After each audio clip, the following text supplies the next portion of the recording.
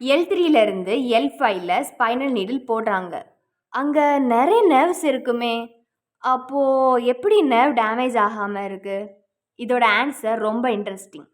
Imagine பண்ணுங்க, ஒரு clear water டேங்கில் தின்னாக இருக்கிற த்ரெட்ஸ் நிறைய மிதக்குது. ஒரு ஸ்மால் நீடில் உள்ளே போனால் அந்த த்ரெட்ஸ் ஃபிக்ஸ்டாக இல்லைன்னா கொஞ்சம் சைடுக்கு மூவ் ஆகிடும். நம்ம பாடியில் கார்டா எக்யூனியாவும் அதே கான்செப்ட் தான்.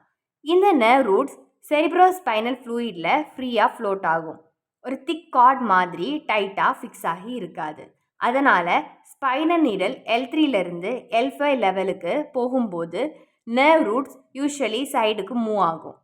நீடில் செரிப்ரோஸ்பைனல் ஃப்ளூயிட் ஸ்பேஸை ரீச் பண்ணும். அப்புறம் இன்ஜெக்ட் பண்ணுற லோக்கல் அனஸ்தெட்டிக் நர்வ் ரூட்ஸோட சிக்னல் டிரான்ஸ்மிஷனை டெம்பரரியாக பிளாக் பண்ணும். இதோட ரிசல்ட் என்னென்னா, பேஷண்ட்டுக்கு பெயின் ஃபீல் ஆகாது, சர்ஜரி கம்ஃபர்டபுளாக நடக்கும்.